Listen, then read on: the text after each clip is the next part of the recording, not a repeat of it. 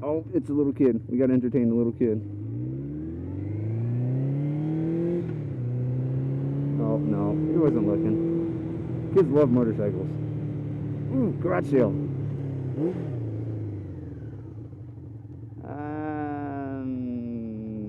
No. So sometimes it happens that us motorcyclists get a bit of a funny story, and I want to share mine with you guys. So it was last week, and I was heading home from blankety blanky blank place, and it was about maybe about 8:30 at night, and right now that means it's pretty much dark at night. So I see what looks like an accident right after it happened, and there's an old guy who's walking to the back of his car, and there's a truck behind him. So I'm like, oh, maybe they had a fender bender or something like that. Man, I'm like, but I mean, why? Maybe it must have been a big one for that guy to be holding his neck. I don't know. Yo, motorcycle dude, what's up, man? So all of a sudden, this truck kind of peels out going backwards, and he starts like hauling ass. And I mean, like, as soon as you see somebody, you know, back up quickly from an accident, you're you know, you have that little instinct that says, you know, oh, somebody's gonna run.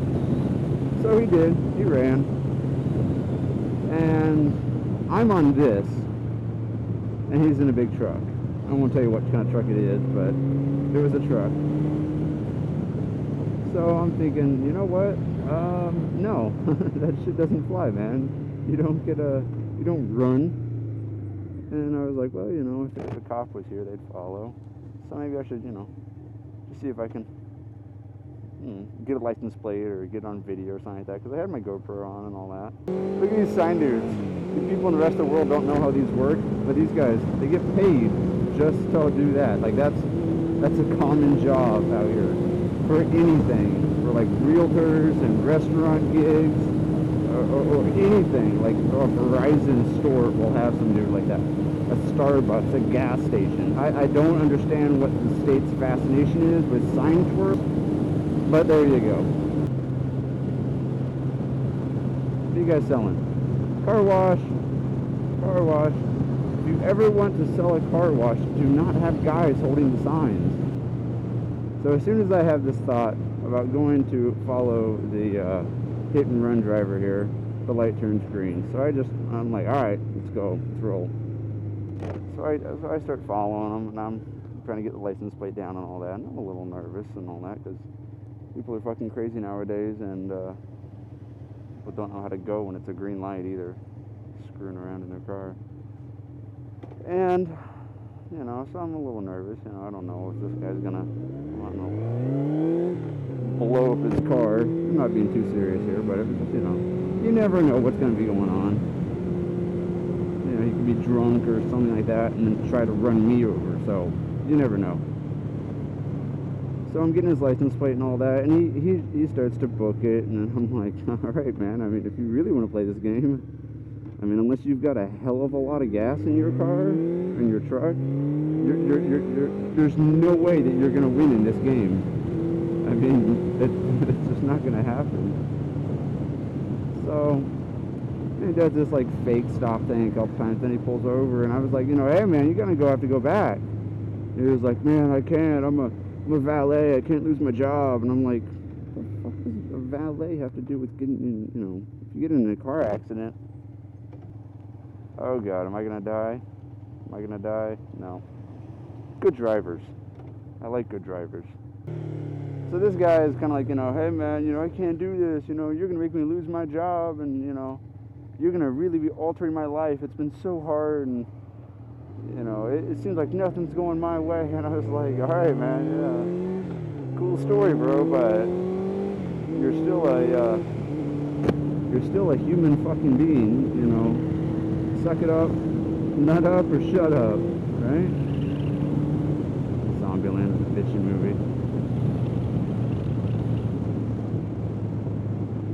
So I'm telling this guy, no, you got to go back, man. He's like, you know, is there some way I can settle this with you? And I'm like, what do you settle this with me? No, you didn't get in an accident with me. And he was like, man, I just can't do this. I can't do this. I'm like, yeah, you can. You turn around. You drove this far. You can drive back. It's like, no, fuck your shit. The world has its own problems. Grow up, bitch. Don't cuss.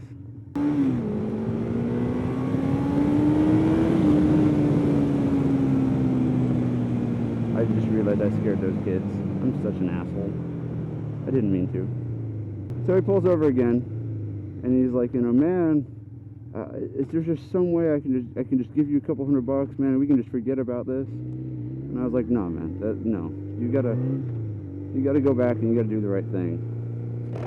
And he was like, all right, man, fine, but you know, I want your help. And I'm like, yeah, I know. I'll tell the cops. You know, you came back, and I did see the old guy, like, I mean, right after, like, you know, he was closing the door as I rolled up, and he's already holding his neck. And I'm like, you know, when you get in an accident, you've got that shock. You know, you don't feel pain for a minute to, you know, a couple days even, because, you know, your body takes some time with that. You're not really thinking quite straight. So we roll back, and the cop's not even there yet. And he tells the firefighters, you know, everything, which really isn't a great idea. You know, you don't, oh, what? Don't say that. He's like, you know, I panicked, and then this guy made me come back, and now I'm here, and I'm really scared. And I was like, dude, shut the fuck up, man. You're here. Just don't say anything. They'll think you just turned the corner, and you thought we were going to go to the other side or some shit like that. And that's basically what they told him to do. She's like, just, dude, shut up. It's cool. Just shut up, shut up, shut up. And so he finally gets the hint, I hope. The cop shows up, and I look at the old guy's bumper when the cop's there, and it was like, there was no scratches even. The paint was just lightly chipped. And I was like, well, that really actually doesn't seem like much of an accident. You know, maybe this guy's kind of legitimately, you know, just barely tapped him and all that. So everybody pretty much figured this old guy was fine.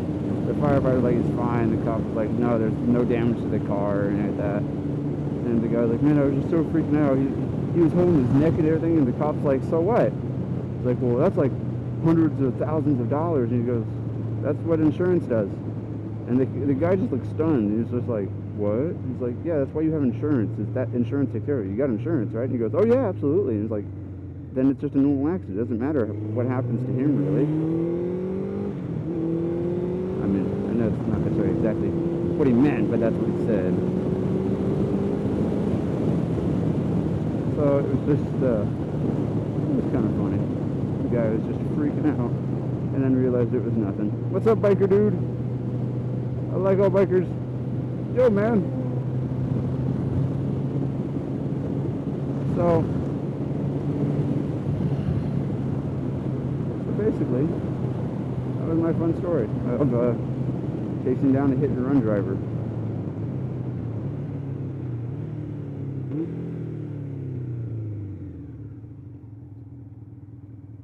Dead ass.